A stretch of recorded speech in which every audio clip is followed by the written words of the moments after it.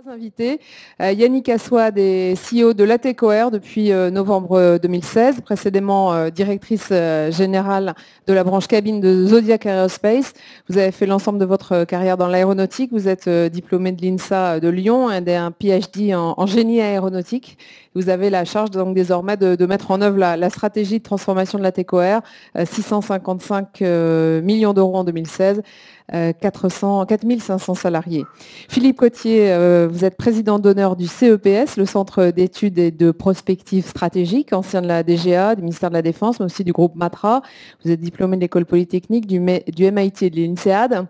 Vous êtes aujourd'hui maître de conférence à Sciences Po sur les questions de défense et puis vous conseillez les grands groupes européens et aussi les fonds de private equity et les dirigeants de PME, ETI du secteur aérospace et défense. Et puis enfin, Olivier Delrieux, vous êtes le président du groupe Trescal, spécialisé dans les services de métrologie, 80% de votre chiffre d'affaires à l'export, plus de 50% dans le spatial et l'aéronautique. Vous êtes diplômé d'HEC, vous présidez donc Trescal depuis 2007 et en 10 ans, Trescal a opéré 32 acquisitions sur votre direction. Vous faites par ailleurs partie du comité directeur du groupe des équipementiers aéronautiques et de défense, le GEAD, au sein du GIFAS. Vous allez d'ailleurs au sein du GEAD présenter fin juin un programme intitulé Ambition PME ETI, justement entre autres sur cette question de consolidation, et vous allez nous en parler tout à l'heure. Alors, on sait que parmi les grands défis auxquels faire face la filière aéronautique, en dehors de la montée en cadence, des cadences de production et du maintien de la R&D, il y a la question de la consolidation, c'est-à-dire la structuration de la filière des équipementiers et des sous-traitants autour de grosses ETI et aussi évidemment autour des principaux donneurs d'ordre. Donc, c'est la question à la fois de la concurrence et du financement de la consolidation que nous allons aborder ensemble. Avec vous, Yannick Assouad, donc CEO de l'ATECOR. Pourquoi, est-ce que vous pouvez peut-être replacer dans le contexte ces ambitions et expliquer pourquoi la consolidation est d'actualité depuis une dizaine d'années et encore plus aujourd'hui? Merci, bonjour. Ça marche? Oui. Bon, d'abord, pour commencer, quelques observations sur notre industrie, pour commencer le débat sur la consolidation dans l'aéronautique. Quelques portes ouvertes, je dirais. Bon, les avionneurs souhaitent s'entourer de fournisseurs qui sont à la fois solides sur leur performance opérationnelle, mais également qui ont une structure financière robuste. Par ailleurs, ces mêmes avionneurs, et bien sûr nos autorités américaines, à travers le DOJ aux États-Unis et européennes, la Commission, souhaitent conserver un bon niveau de compétition, avec des concurrents de taille équivalente et suffisante, la robustesse, sur tous les chapitres techniques qu'on appelle les chapitres ATA, de Air Transportation Association, de l'avion. Bon, ce qu'on peut dire, c'est que le marché s'est déjà fortement consolidé, et cela sur beaucoup de chapitres ATA. Ce qui fait que les avionneurs, sur beaucoup de ces chapitres, n'ont que quelques fournisseurs à mettre en compétition. Souvent deux grands, un américain et un européen. Je vais citer quelques exemples. Prenons les trains d'atterrissage, Safran d'un côté, Goodrich de l'autre, racheté il y a maintenant 3 ans par UTC. Citons les systèmes oxygène, BAE Aerospace racheté récemment par Rockwell Collins, et Zodiac Aerospace, éventuellement racheté par Safran. Le câblage, 3 acteurs, Labinal, intégré dans Safran Electrical and Power, ça fait déjà quelques années que Labinal a été racheté par Safran, l'ATECOR, et puis Fokker Elmo, qui a été racheté il y a 2 ans par GKN. Les IFE, avec initialement 2 acteurs, Panasonic et Thales, et puis plus récemment Zodiac Aerospace. Et comme ça, on peut citer des exemples à peu près sur tous les chapitres ATA. À tel point que les petits avionneurs, qui eux se satisfont encore moins des situations de duopole parmi leurs fournisseurs que ce que pourraient l'avouer Airbus et Boeing, encouragent en fait l'émergence en général d'un 3e acteur, lequel, là aussi, en général, se fait tout de suite absorber par l'un des deux majors dès que ces gains d'affaires sont un peu visibles. Je vais prendre le cas de PPP, Pacific Precision Part, que pratiquement personne ne connaît, aux US, qui a été sélectionné sur les systèmes d'hydrogène par Gulfstream et Cessna, et aussitôt après racheté par Zodiac Aerospace. Et la consolidation, comme ça, continue, réémergence d'un troisième acteur et absorption de ce troisième acteur.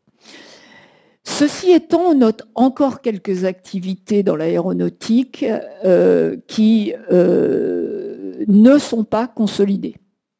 Et je vais en citer au moins une activité à laquelle la TECOR participe, qui est à l'échelle de l'industrie aéronautique une grosse activité, 60 milliards de dollars de marché mondial annuel, mais avec énormément d'acteurs, 150. Ce secteur, c'est celui des aérostructures, dont l'analyse pousse forcément à conclure que là, la consolidation n'a pas eu lieu, mais doit avoir lieu, et ça pour deux raisons. Et je vais enchaîner sur les raisons qui poussent cette consolidation. Quand on a 150 acteurs, même sur un marché qui est plutôt plus gros que la moyenne des marchés des différents secteurs techniques de l'aéronautique, c'est trop.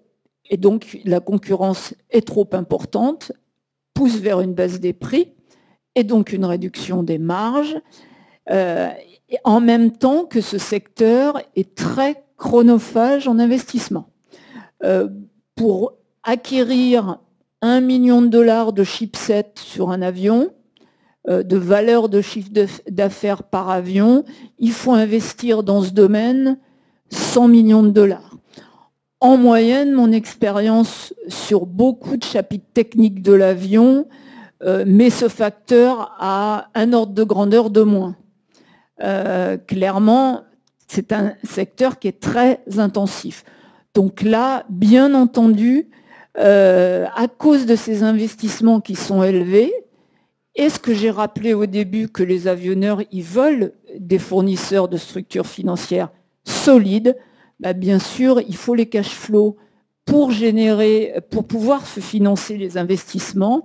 Et donc, les avionneurs vont de plus en plus s'adresser à des plus gros.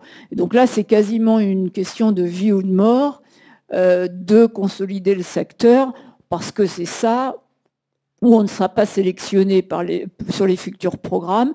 Comme en plus, c'est un secteur avec extrêmement peu d'après-vente, vous ne savez pas vivre très longtemps sur un programme avion éteint.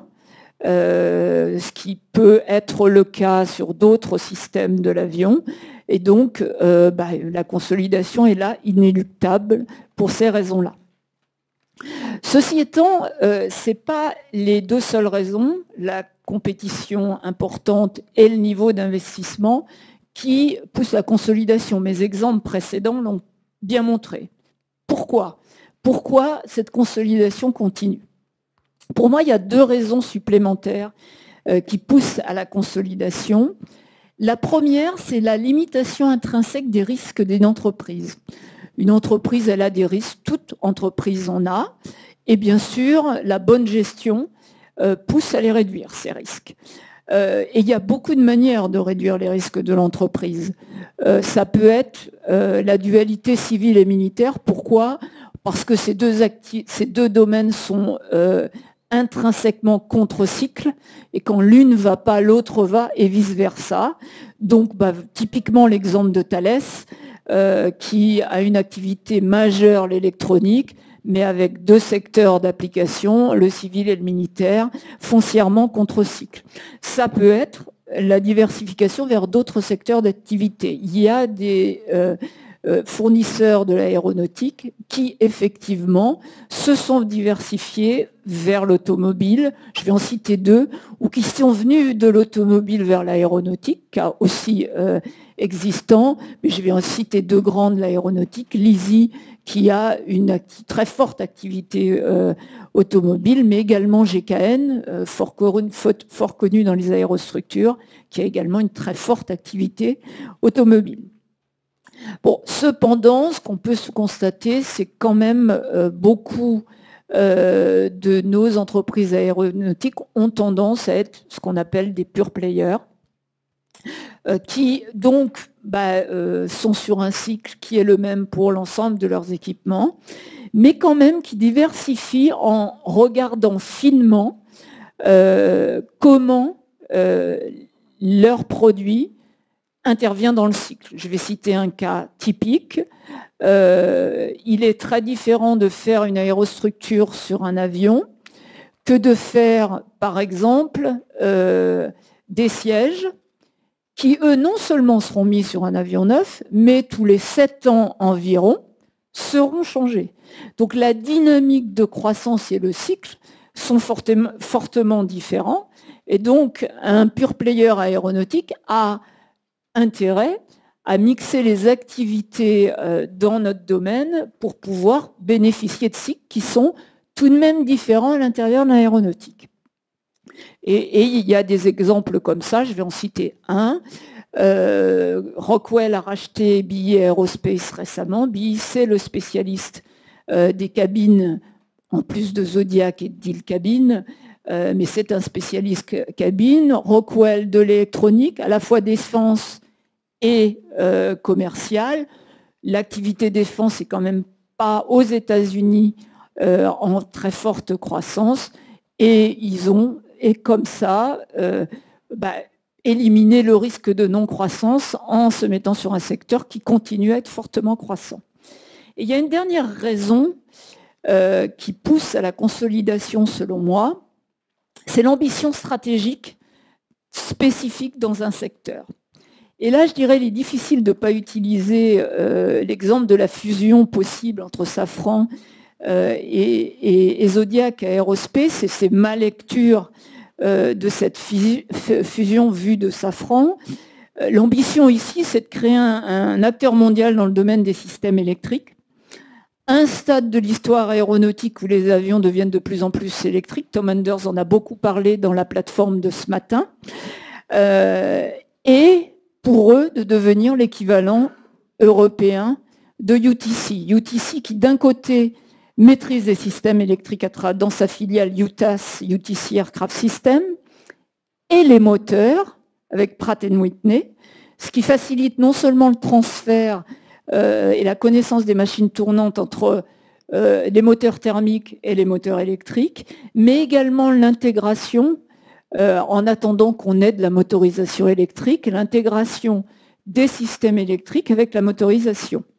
On n'a pas l'équivalent européen, et mon avis sur l'intention stratégique de Safran, c'est de devenir cet équivalent européen. Et comment j'illustre ça? Safran a eu une belle constance en termes de rachat d'entreprises spécialistes en électricité. Ils ont racheté l'activité des générateurs électriques d'ex-Goodrich, qui avait dû être désinvestis au moment du rachat par UTC pour des raisons d'antitrust. Puis les activités de distribution électrique d'Eaton, et enfin, possiblement, de Zodiac Aerospace, qui inclut le numéro 1 mondial des distributions électriques. Donc voilà l'ambition stratégique dans un secteur clé, avec une vision de ce que va devenir ce secteur clé dans le futur. Et pour moi, la quatrième raison de la consolidation. Donc pour conclure cet avant-propos, je dirais l'argument de taille qu'on avance toujours et que je vois partout dans la presse, excusez-moi, n'est jamais la seule motivation de la consolidation. Il y a bien entendu tout ce qui concerne la compétition et le besoin de consolidation parce qu'on a besoin d'investir, mais en général, il y a d'autres éléments, soit de management des risques, soit de vision stratégique qui poussent les groupes à s'intégrer. Et ensuite, on fera de la revue de portefeuille d'affaires, et Safran fera de la revue de portefeuille d'affaires et désinvestira ce qu'il aimera moins dans ce qu'il achète. Alors Voilà. vous avez cité Yannick Aswad des chiffres et pointé le fait que effectivement ces consolidations soient particulièrement gourmandes en investissement. C'est un point qu'on peut évoquer avec Philippe Cottier. Le rôle peut-être aussi des fonds d'investissement, un rôle important dans la consolidation de l'aéronautique. Peut-être avant tout Philippe Cottier, comme le disait à la fin de son propos Yannick Aswad, il y a plusieurs raison. Il y a aussi plusieurs types de consolidation. Oui, il y a plusieurs types de consolidation. Il y en a même, traditionnellement, on dit la verticale et l'horizontale, mais ce qu'on va voir, c'est qu'il y en a encore d'autres différentes. Et puis les fonds d'investissement, c'est pareil. Il y en a beaucoup qui fonctionnent pas nécessairement suivant le thème. Ce que j'ai prévu pour mieux illustrer cette diversité dans la consolidation aéronautique, c'est de prendre un exemple qui n'est pas dans l'aéronautique, mais pas très éloigné, c'est dans la défense, pour voir comment, vraiment là, clairement, on a identifié le rôle d'un fonds d'investissement.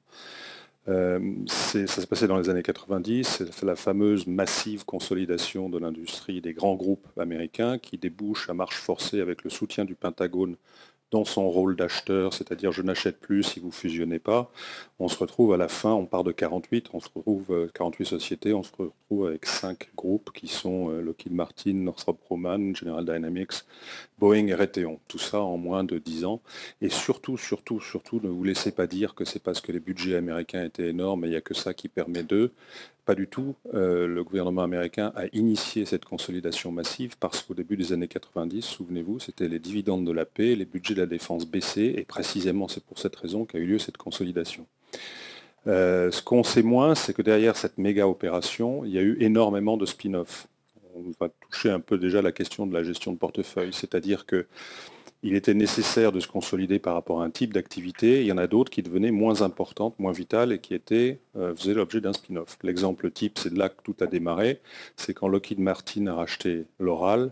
Loral s'est défait de toute son activité d'électronique de défense parce que c'était plus vraiment dans le portefeuille de Lockheed Martin de manière évidente. Et à ce moment-là, un fonds est intervenu avec les dirigeants de Loral Electronic Systems, qui le font, une triste mémoire par la suite, mais on est dans les années 90, c'est Lehman. Et Lehman a joué son rôle de soutien à Loral, piloté par 2 hommes exceptionnels qui n'étaient pas des ingénieurs, c'était plutôt des directeurs financiers, mais faisant de la finance industrielle, La Penta et Lanza. Ils se sont lancés dans une frénésie d'activité de tout ce qui était les spin-offs des gros mammouths dont je vous parlais tout à l'heure, ce qui représentait environ 10 milliards de dollars de rachat. Et donc, en 2007, L3, puisque c'est bien le groupe dont on parle, L3 était devenu le 7e fournisseur du Pentagone, uniquement en ayant ramassé, avec l'aide du fonds et la puissance de feu qu'avait Lehman à l'époque, les spin-offs du domaine de la grande consolidation. Ensuite, c'était devenu tellement gros que c'est rentré en bourse, et le fonds s'est retiré à cette occasion.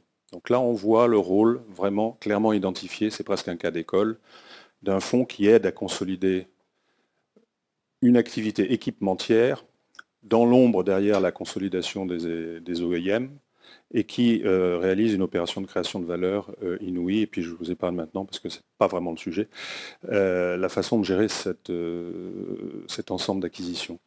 Alors, dans le domaine commercial, on n'est pas du tout dans le même domaine que la défense, en ce sens qu'il n'y a pas d'aspect régalien, il n'y a pas un État dirigiste qui va dire je veux ci, je veux ça.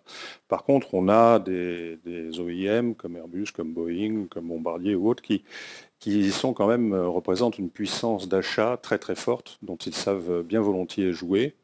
Alors je sais bien qu'Yannick, tu as dit que ce n'était pas uniquement la course à la taille, mais on se souvient d'il y a moins d'une dizaine d'années d'un Airbus déclarant de façon, à partir de maintenant, dans certains domaines clés, dont les aérostructures, je ne veux plus jouer qu'avec des Tier 1, maximum une quinzaine d'entre eux, et tous à 1 milliard, en dessous je ne regarde plus.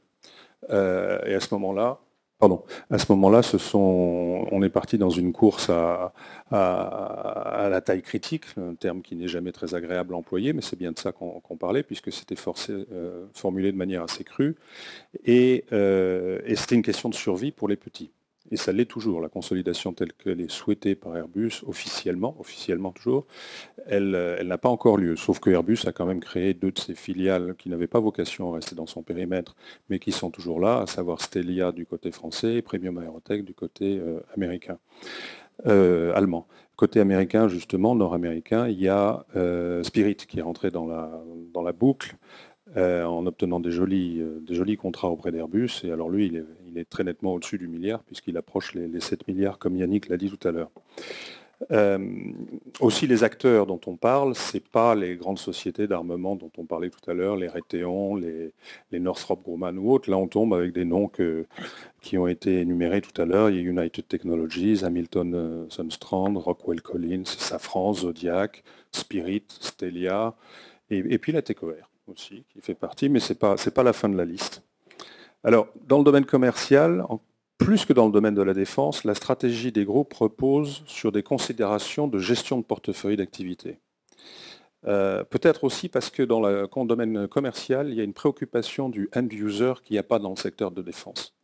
C'est-à-dire, le end-user, c'est le passager comme vous et moi qui va vouloir voyager le moins cher possible, le plus confortablement possible, avoir des toilettes dignes de ce nom, voir des jolis films, pouvoir travailler dans... Et tout ça, c'est quelque chose qui est prégnant dans l'industrie tout entière, jusqu'à des endroits où on ne s'attendrait pas qu'elle se trouve. Les éclairages, par exemple. Ça fait des progrès phénoménaux pour lutter contre le jet lag, par exemple. Bon, ça c'est peu, mais ça c'est connexe avec l'IFE, c'est connecte avec des tas de choses.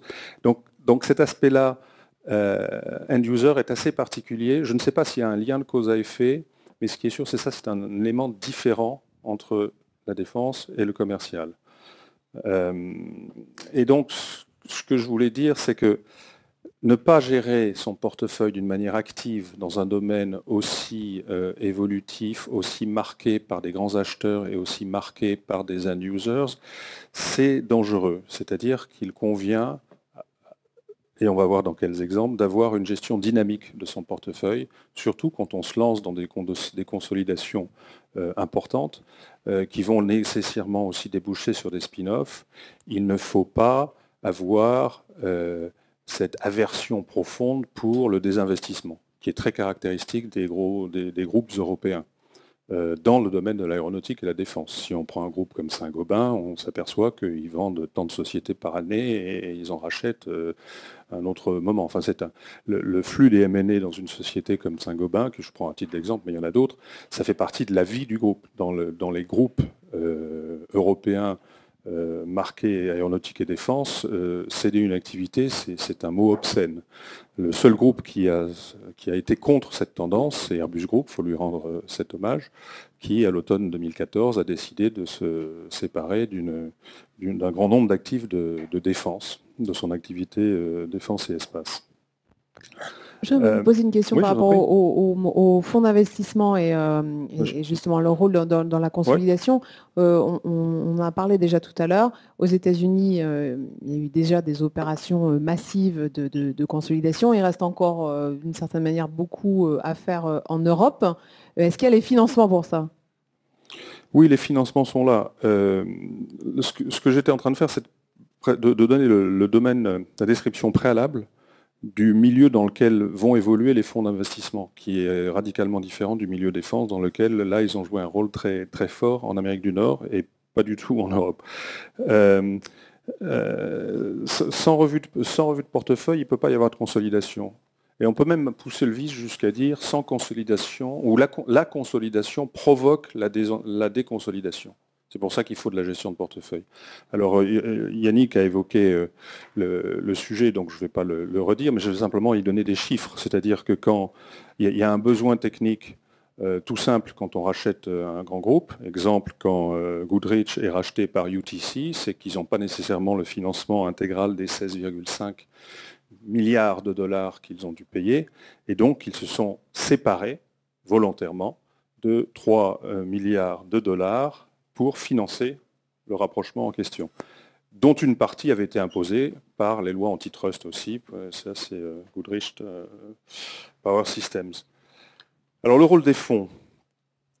D'abord, il ne faut pas confondre ce qui nous réunit ici, à savoir la consolidation sectorielle, au sens industriel du terme, avec ce que les fonds appellent traditionnellement le build-up.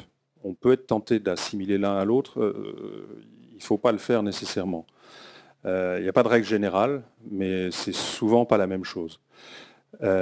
Surtout que la plupart des fonds européens, à l'inverse de L3 dont on a parlé tout à l'heure avec Lehman, ne croient pas à la création de valeur par la juxtaposition d'activités. Ils ne croient, donc tout ce qui est horizontal, ce n'est pas vraiment leur tasse de thé, c'est plutôt des opérations de consolidation de type vertical. Le build-up, c'est souvent, avec des fonds européens, qui ne sont pas spécialistes, ni spécialisés, et on va voir pourquoi, parce que c'est volontaire de ne pas être spécialisé, c'est de racheter une PME, de la faire croître bien, pour lui donner une belle allure, mieux la gérer, augmenter sa valeur, et s'en séparer, dans le meilleur des cas, au bout de 6-7 ans, quelquefois beaucoup plus tôt. Et on voit bien qu'on a comme une interruption au milieu d'une stratégie, parce qu'une stratégie dans un domaine comme la consolidation, c'est une stratégie qui s'étale sur 10 ans. Et c'est pour ça que Trescal est une exception notoire à ce que je viens de dire. Il faut toujours une exception qui confirme la règle, c'est-à-dire que vous êtes passé à travers 3 fonds d'investissement successifs, et vous avez quand même développé sur 10 ans une stratégie assez finalement identique, avec des fonds qui, certes, vous avez changé d'actionnariat par 3 fois au moins, et pourtant votre stratégie est toujours la même, et comme vous nous le disiez tout à l'heure, vous allez la prolonger indépendamment de ce qu'il y a eu. Mais c'est assez rare. Et en plus, vous êtes encore là, oui. C'est ça, c'est ça les 2 éléments rares. C'est la stratégie est restée la même et vous êtes encore là.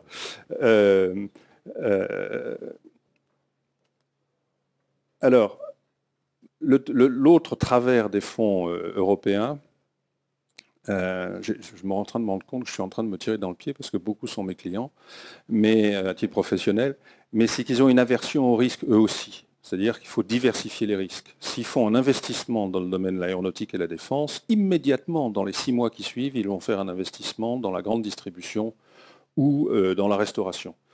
Bon, alors pour détendre l'atmosphère, je vais raconter une histoire qui est un peu tirée par les cheveux, mais qui est exacte. C'est quand Augustin de Romanet était patron de la Caisse des dépôts, il a été sur le dossier Latécoère. Un peu forcé, mais c'était l'époque du début de Sarkozy, c'était pas encore le fonds d'investissement stratégique, donc on a dit à la Caisse, allez vas-y, Latécoère se porte mal, il faut que... bon. Et en même temps, littéralement en même temps, le fonds de private equity de la Caisse des dépôts, qui s'appelait CDD Investissement, rachetait Quick, le restaurant qui vient d'être vendu à Burger King. Et les journaux titraient « La Caisse des dépôts rachète Quick ». Et Augustin de Romanet me disait, c'est un peu gênant parce que quand je vais voir mes autorités de tutelle parlementaire pour leur expliquer dans quelle mesure je participe au développement du logement collectif ou le développement des infrastructures du pays, racheter Quick, c'est un peu gênant. Et donc le fonds de private equity continue d'exister, il a simplement changé de nom, il s'appelle Qualium, et il n'y a plus de confusion des genres. Mais comme je dis, c'est un peu tiré par les cheveux comme exemple, c'est surtout pour faire une petite allusion à Augustin qui n'est pas dans la salle, mais il doit s'en souvenir. Et donc, les fonds ne sont pas des experts. Il y a certains dirigeants qui le vivent très mal parce qu'ils ont des actionnaires avec lesquels le dialogue est très difficile. Et c'est là que peuvent jouer un rôle les go-between ou bien les autorités, ce que j'appelle les autorités dans le domaine commercial, c'est les acheteurs, quoi. Enfin, c'est la puissance d'achat des OIM. Alors il y a 2 exceptions à la règle. Il y en a une énorme aux États-Unis, principalement défense, qui est le fonds Veritas. C'est que de la défense. C'est spécialisé là-dedans et il achète terre, air, mer, des actifs de défense. Et puis il y en a un qui est fort sympathique, qui est en France, qui est spécialisé dans l'aéronautique, mais beaucoup, beaucoup plus petit, qui est ACE Management. C'est les fonds Aerofund 1, 2, 3, qui détiennent dans la supply chain d'Airbus une trentaine de participations, je crois même que c'est plus, et qui ont déjà procédé à des petites consolidations. Ils ont racheté une petite boîte qui s'appelait Astini, une autre qui s'appelait Sofoc, chacune 30 millions, ils ont fait une acquisition, donc 30 plus 30 égale aujourd'hui 160, ils sont à 15% dedans. La boîte fait donc 160 millions, elle a encore des objectifs devant elle, et donc petit à petit, avec un fonds spécialisé, quand vous discutez avec les gens de ACE Management, dirigé par Thierry Le Tailleur, ce sont vraiment des spécialistes proches, c'est-à-dire locaux, hein, entre Bordeaux et Toulouse principalement, de la supply chain d'Airbus, et qui en plus a obtenu la complicité d'Airbus, qui ne veut pas investir elle-même dans sa supply chain, ce qui serait contre nature, mais qui va demander à des fonds, entre guillemets, amis, de faire le travail pour eux. Alors c'est à petite échelle, mais c'est bien de savoir que ça existe. Au moins, on a franchi ce pas psychologique. Et puis je terminerai en disant, pour rester toujours dans l'aéronautique, il y a aussi les fonds qui rendent des gros services. Les fonds, j'allais dire, bons soldats. Je pense à... Bons soldats, c'est un peu exagéré, mais enfin. Je pense à Onex, qui a quand même réalisé, au grand bonheur de Boeing Commercial Aircraft, la constitution de Spirit par un énorme spin-off de l'activité qui se trouvait au sein de Boeing. C'est ce que Airbus envisage de faire toujours, mais ce n'est pas réalisé avec Premium Aerotech et Stelia, mais qui est arrivé à créer ce super champion mondial de 7 milliards de dollars de chiffre d'affaires, qu'est Spirit. Je terminerai donc, j'espérais pouvoir faire un exposé qui soit une taxonomie des différents fonds. Il y en a qui marchent comme ci, il y en a qui marchent comme ça, c'est vertical, c'est horizontal. En fait, je me rends compte il y a autant de cas finalement d'espèces qu'il y a de comportements et de motivation. Ça ne marche pas de la même manière sur les continents américains ou européens. Et donc en conclusion, et je dirais volontiers que la consolidation ou les fonds d'investissement, c'est comme le cholestérol. Il y a le bon cholestérol et il y a le mauvais cholestérol. Merci Philippe Cotier. Alors, Olivier Delrieux, ça va être intéressant de vous entendre, peut-être aussi réagir sur ce qu'ont dit Philippe Cotier et Yannick Assouad précédemment. On n'a pas parlé encore jusqu'à présent de la consolidation dans les services et c'est précisément la question avec Trescal. Peut-être une présentation du groupe et puis peut-être un retour un peu historique sur cette succession d'acquisitions, 32, c'est bien ça? Oui, c'est ça. Ouais. Moi je suis bien placé puisqu'effectivement, moi je participe activement à la consolidation de mon secteur qui est obscurissime puisque c'est un service industriel qui s'appelle la métrologie, mais qui a la particularité d'être de rang 1 pour tous les grands donneurs d'ordre. Donc curieusement, avec nos 250 millions d'euros de chiffre d'affaires, on est fournisseur stratégique d'Airbus, de Safran, etc. et toujours dans le plus petit panel de fournisseurs en rang 1. Et après, j'ai un autre point de vue intéressant, c'est que moi-même, je suis passé entre les mains, effectivement, comme vous le faisiez remarquer, de 3 fonds. Alors moi, je voudrais être super concret. Pourquoi on fait de la consolidation? Il y a 2 raisons. D'abord parce qu'on peut le faire, hein, c'est comme l'Everest, parce qu'on a un marché hyper fragmenté. Donc il faut déjà partir des marchés. Nous, on a un marché hyper fragmenté, on a 100 concurrents par pays. Déjà, première chose. Deuxièmement, parce que nos clients le souhaitent. C'est aussi simple que ça. Dans notre marché, si un client n'a pas fait son travail, il a 50 fournisseurs comme nous. Donc à un moment, il se dit, c'est sympa, mais ça serait mieux que j'en ai 1 ou 2. Nous, on préfère quand il y en a 1, et parfois ils en veulent 2. Donc ça veut dire qu'ils veulent des fournisseurs de notre service plus gros, plus solides, ça on l'a dit assez bien, mais qui ont aussi une offre plus large pour éviter d'avoir à négocier 50 contrats, pour aussi bénéficier d'un effet d'échelle, c'est-à-dire acheter moins cher, et aussi pour réduire les risques. Ça a été bien dit. C'est-à-dire que nous, on a des clients, on sait très bien qu'ils ne veulent pas confier un contrat, mettons, d'1 million d'euros à un prestataire qui fait 2 millions d'euros de chiffre d'affaires. Je veux dire, c'est du bon sens. Donc tout ça, ça pousse à ce qu'on consolide. Bon, maintenant, on consolide comment? Nous, on achète 2 types d'entreprises. Soit des entreprises comme nous, des petits concurrents. Donc effectivement, moi, au fil des années, j'ai constitué une sorte de machine à faire des acquisitions, puisqu'on est sur un rythme de 6 ou 7 acquisitions par an. Mais parfois, on achète aussi l'activité métrologique de grands groupes. Donc ça, c'est intéressant aussi. C'est aussi comme ça que les grands groupes participent donc à 2 titres à la consolidation. Alors généralement, soit parce que ce n'est pas dans leur stratégie, soit parce qu'ils le managent mal, parce que ce n'est pas dans leur cœur de métier. Bien. Et donc tout ça, c'est bien joli. Ça permet des très fortes croissances. Maintenant, moi, je tiens à insister sur le point de vue d'un fournisseur vis-à-vis de son client. Les clients, à un moment, vont dire « ouais, c'est sympa, consolidez, devenez plus gros, prenez une plus grosse part de notre marché ». Sauf que quand vous commencez à être vraiment systématique dans les acquisitions, ils se disent « mais est-ce que vous intégrez bien vos acquisitions ?» C'est-à-dire qu'est-ce que vous êtes capable de me garantir que le niveau de qualité est le même, selon que c'est une boîte que vous venez de racheter il y a 5 minutes et qui avant était juste une petite PME sans beaucoup de moyens. est-ce que vous êtes capable de me garantir le même niveau de qualité au fin fond de l'Indonésie et puis dans le Berry, etc., etc. Donc la consolidation nécessite derrière de soi-même faire un gros travail d'intégration, je crois. Voilà. Donc c'est juste mon point de vue assez pragmatique dans notre secteur. Est-ce qu'il y a des clés de réussite justement d'une acquisition? Vous avez eu des échecs? Oui, on en a eu, oui. On en a eu 3 sur 32. Pour des raisons différentes. Et d'ailleurs, à ce sujet, moi je crois que la principale responsabilité du patron qui est dans un secteur où il y a des acquisitions, c'est de les arrêter. Vous ne pouvez pas savoir comme les cadres adorent faire des acquisitions.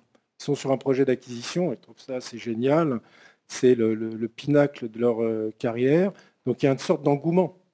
Mais pareil quand on est en LBO d'ailleurs et qu'on arrive vers la sortie. Donc je pense qu'une des grandes responsabilités, c'est de dire non, stop, celle-là on ne va pas la faire, quoi. On peut la faire, mais on ne va pas la faire. Moi, j'en ai arrêté 3. J'en ai arrêté une au Brésil parce que le montant des risques fiscaux était du même niveau que la valeur de l'entreprise. Donc, à un moment, il faut dire stop. Il y en a une qu'on a ratée. Votre question, c'était plutôt celle qu'on a ratée. Il y en a une qu'on a ratée parce qu'on nous a menti. J'ai acheté une filiale en Angleterre. On a beau faire toutes les belles due diligence avec tous les bons auditeurs possibles. On n'avait pas le chiffre d'affaires ni la marge qu'on pensait, donc on a mis plusieurs années à la redresser. Et il y en a une qu'on a arrêtée entièrement de notre faute, c'est-à-dire qu'on avait sous-estimé une partie de leur activité, on avait mal géré une partie de leur activité. Donc, voilà. Mais 3 sur 32, ça reste assez bien. Nous, on a un métier technique, donc quand vous avez un laboratoire de métrologie qu'on achète qui rejoint un groupe qu'on a 100, ils trouvent des tas de copains métrologues, ils se parlent entre métrologues, ils sont ravis. Donc les métiers techniques, je pense, quand ils sont homogènes, parce qu'on est hyper spécialiste, il y a une sorte de... C'est plus facile, je pense, à intégrer, quoi. Vous avez un service ou une personne qui s'est spécialisée dans les acquisitions? Oui, nous, on est une ETI, donc nous, quand il y a une personne, c'est un service. Donc il se trouve que maintenant, j'en ai 2,5. Donc je pense qu'il va falloir qu'on grossisse un peu, parce que là, il commence à être un peu surchargé. Mais oui, bien sûr. En fait, quand on est... Donc, moi, je suis une ancienne division d'Air Liquide. Quand on est sorti d'Air Liquide, quand on est arrivé dans notre premier fonds d'investissement, la thèse d'investissement, c'était quand même, dès le début, de faire des consolidations, enfin, de faire des acquisitions en tout cas.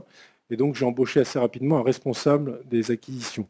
Puis après, ça nous a pris 5-6 ans pour qu'il ait un junior. Maintenant, il a un junior, on en a une demi-personne en plus et on envisage un autre recrutement. Donc, voilà. Oui, à un moment, il faut se spécialiser, c'est un métier, quoi.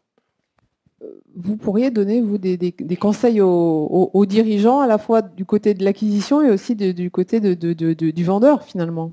Oui, mais franchement, j'insiste sur les patrons, notamment pour les PME et les ETI. Le principal conseil, c'est que vous êtes obligé d'aller vous-même voir les vendeurs. Il faut établir une relation de confiance. Tous les trucs que vous les laisserez dans l'ombre, vous les payerez à un moment. Et deuxièmement, je le redis parce que je pense que c'est fondamental, ne pas se laisser emballer par le fait que cette boîte vous fait envie, que soudain vous serez 2 fois plus gros. Une acquisition ratée, on la paye très très longtemps après. Donc, s'impliquer, puis rester dans le cadre qu'on a défini au départ, y compris sur le prix, quoi. C'est fou comme au bout d'un moment dans le processus, on trouve normal de payer 10, 20, 30%, 40% plus cher que ce qu'on avait dit au début. À un moment, il faut dire stop, quoi. Alors, vous faites aussi partie du groupement des équipementiers dans le GEAD au sein du GIFAS, et avec une opération que vous allez lancer fin juin, vous m'avez dit, je crois, qui consiste finalement à sensibiliser les dirigeants aux futures acquisitions et peut-être aussi à la nécessité de la mettre en œuvre, parce que c'est difficile finalement aussi de vendre son entreprise. Oui, donc le GEAD, c'est au sein du GIFAS, le groupement des fournisseurs de rang 1, des équipementiers. Donc on est plusieurs à y siéger. Ils ont 2 initiatives majeures. Il y en a une qui dure depuis assez longtemps, qui est une initiative de performance industrielle. À un moment, la supply chain aéronautique française était vue comme étant assez peu performante en termes de délai, tout bêtement. Donc il y a eu un gros travail, c'est-à-dire des grappes de PME qui sont accompagnées par des consultants pour améliorer les délais fondamentalement. Et là, récemment, il y a un autre projet qui va être lancé, ça va être annoncé au Bourget, donc c'est tout frais, qui s'appelle Ambition PME ETI. Et le but, c'est effectivement de permettre à un certain nombre de patrons de PME d'être en contact avec des consultants en stratégie pour aller vite et de s'assurer qu'ils réfléchissent à ce qui se passe dans le marché, notamment sur le thème de la consolidation, qu'elle soit verticale, horizontale, histoire de ne pas se retrouver dans un cas de figure stupide où une PME aurait tout intérêt à y réfléchir, et pour des tas de raisons, parce que quand on est patron de PME ou d'ETI, on a des journées bien pleines, ne le fait pas. Donc voilà, donc il y a ce programme qui va être lancé au sein du GIFAS et qui pour le moment a un bon écho. Je vois des membres du GIFAS dans la salle, donc voilà. Yannick Assouad, vous aimez, enfin vous-même, la TECOR en tout cas, c'est une partie de son activité, l'activité service. Absolument. Nous avons, dans le cadre de notre plan de transformation 2020, nous avons cédé nos activités d'engineering, de service engineering et de conception et de fabrication de bancs de production pour se recentrer sur notre activité 100% équipement aéronautique. Pour permettre de continuer le désendettement de la TECOR également, puisque vous savez on vient d'une histoire financière un peu compliquée, avec une dette qui n'était pas supportable, qui a été transformée pour partie en capital à l'occasion des opérations à l'occasion de laquelle 2 fonds d'investissement sont rentrés dans le capital de la TECOR. Il nous reste une petite dette qu'on continue à diminuer et c'était l'occasion de le faire. Est-ce qu'on a le temps de laisser un peu la parole à la salle avec quelques questions? Ok, alors c'est à vous si vous avez des questions.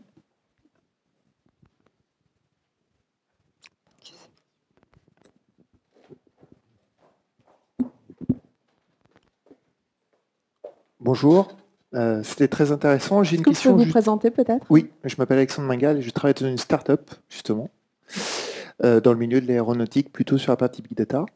Et j'ai une question pour Yannick sur la TECOR. Justement, quelle est la stratégie de consolidation de la TECOR dans les 3 à 5 années à venir pour atteindre le $1 milliard de chiffre d'affaires? Alors, Philippe a cité le $1 milliard. En effet, quand on parle à Boeing et Airbus dans les aérostructures, il n'y a point de salut si on n'atteint pas ce volant-là, 1 milliard, 1,5 milliard, voire 3 milliards quand on parle à Boeing. Donc, c'est des chiffres qui sont importants. Donc, dans notre activité aérostructure, je dirais point de salut si on n'a pas une certaine taille. Et donc, bien sûr, la TECOR va participer à ce mouvement de consolidation qui clairement n'a pas eu lieu dans ce secteur-là, dans l'aéronautique. Alors, je me donne les moyens d'être acteur et plutôt d'être le consolidateur que le consolidé. Mais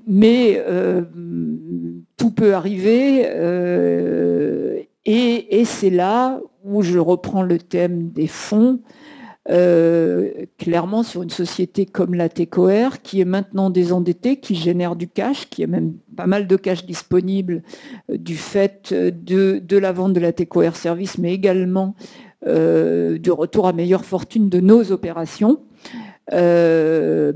commence à avoir des moyens de réemprunter, mais bon, vu les tailles visées, clairement, des augmentations de capital sont aussi possibles et seront éventuellement nécessaires en fonction des opportunités qui se présenteront sur le marché.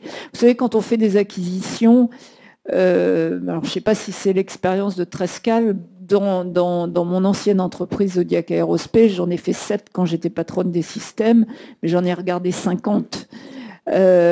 Parce que, comme vous le dites, il n'y a pas le bon prix, finalement il n'y a pas le bon fit, et il faut savoir s'arrêter, il faut savoir dire non, et finalement celle que vous achetez, parce que finalement ça coche toutes les cases, c'est pas forcément celle que vous aviez imaginée au départ.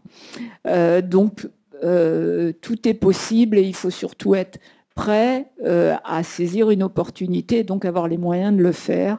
Et c'est plutôt là-dessus que moi, en tant que dirigeant de la TECOR, et compte tenu des objectifs que donnent les grands avionneurs sur ce domaine d'aérostructure, je dois faire. Olivier Darlieu. Oui, c'est pas sympa, vous auriez pu me poser la question à moi, quand est-ce que je vais atteindre le milliard d'euros? Donc, moi je suis à 250 000, mais je vais répondre quand même à la question que vous ne m'avez pas posée. Donc nous on fait 250 millions d'euros, on double de taille tous les 5 ans, donc moi je vais atteindre le milliard d'euros dans 10 ans. Comment je vais faire? Donc tout part du marché, hein, j'insiste, donc on a un marché très morcelé. Donc moi je vais mettre en place une équipe d'acquisition bien plus nourrie pour garder ce rythme de 15% par an. Cela dit, je vais raconter une anecdote, mais super rapidement. Moi, je trouve que je pêche à la traîne. D'accord? Donc, un jour, j'avais une traîne, je pêche un thon, je ramène mon thon, et au moment où il était presque sur le bateau, il s'est fait bouffer par un requin. C'est véridique, mes enfants peuvent témoigner. Donc, j'ai ramené une belle tête de thon sur le bateau. Donc, voilà, j'atteindrai le milliard d'euros, sauf si je me fais bouffer avant. Une autre question peut-être avant de conclure.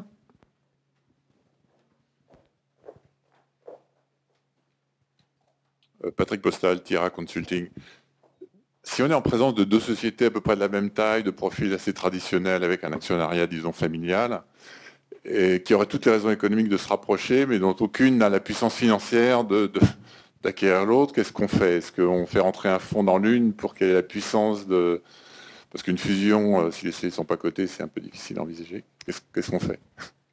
Alors, si c'est deux sociétés familiales, effectivement, pour moi, dans le cas que vous décrivez, et dans le domaine des aérostructures, il y a ces cas-là.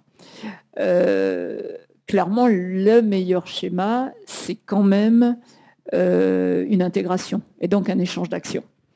Parce que c'est c'est finalement la meilleure façon de faire. Et ça évite éventuellement de faire rentrer un fonds. Et c'est celle que, si j'étais devant un cas comme ça, j'essaierais de faire. Ça pose en général un seul problème, qui est le problème de gouvernance. Alors, je dis un seul en ayant l'air de le minimiser, en général, c'est la raison précise pour laquelle on n'y arrive pas. Ensuite, là, je voudrais quand même parler de la TECOR. On a la chance d'être coté et de pouvoir rendre liquide un échange. Et bon, là, c'est possiblement une caractéristique que tout le monde n'a pas dans le domaine des aérostructures et qui peut aider à ce type d'intégration, puisqu'il y a un intérêt à rendre liquide quelqu'un qui n'est pas coté, en particulier dans une phase de changement de génération.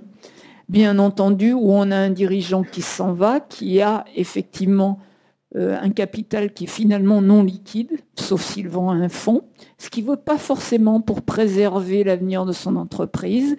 Et donc, ça peut être un moyen assez intelligent de le faire. Philippe Cotier, peut-être votre analyse sur cette question, et puis aussi un mot de conclusion. Très bien. Alors, sur la question, je vais revenir à l'exemple que je citais tout à l'heure, parce que je pense qu'ils sont vraiment très forts. J'ai mis du temps à les identifier, mais ACE Management ne fait que de l'investissement dans des sociétés familiales, quasiment.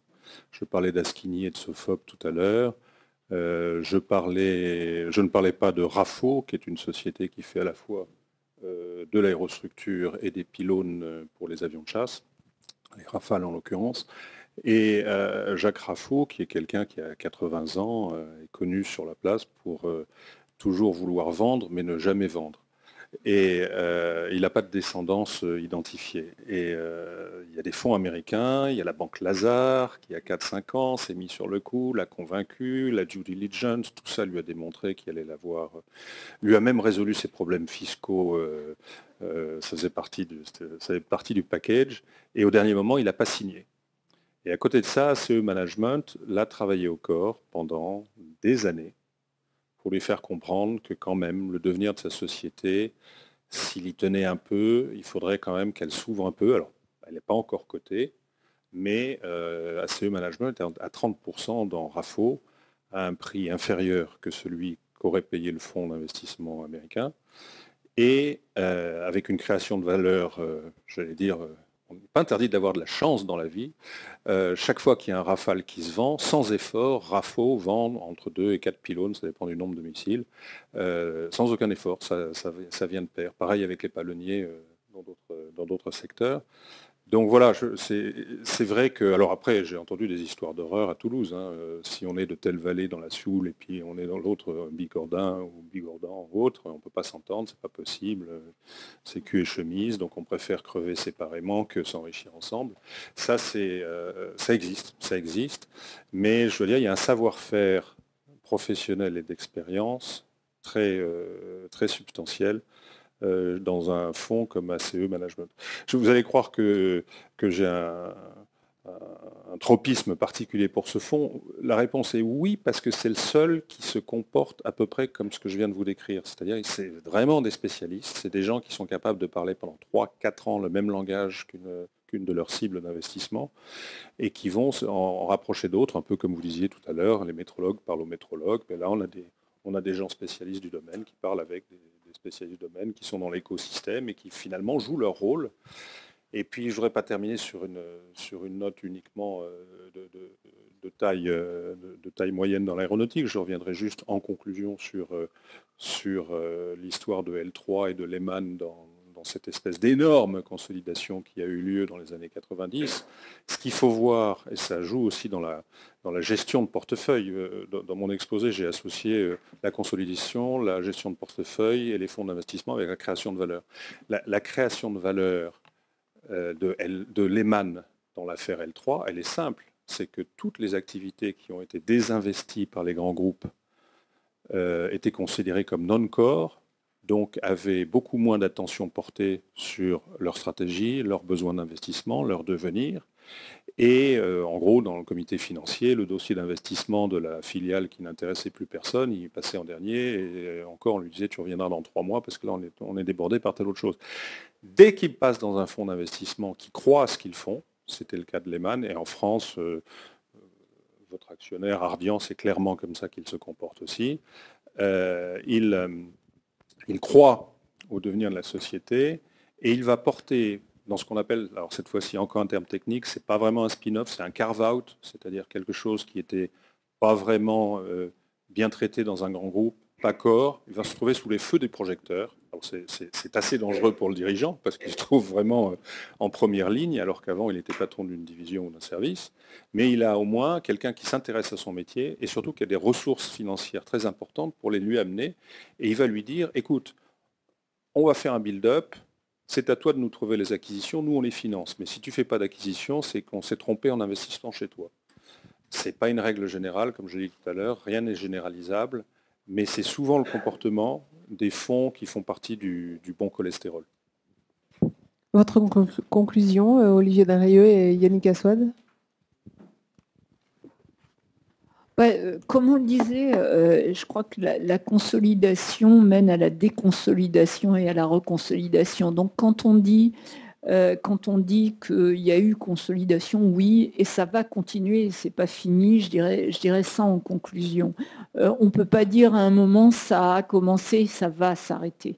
Les revues de portefeuille font que si on manage correctement son entreprise, ça continuera. Merci à tous les trois et le Paris Air Forum continue. Merci à vous.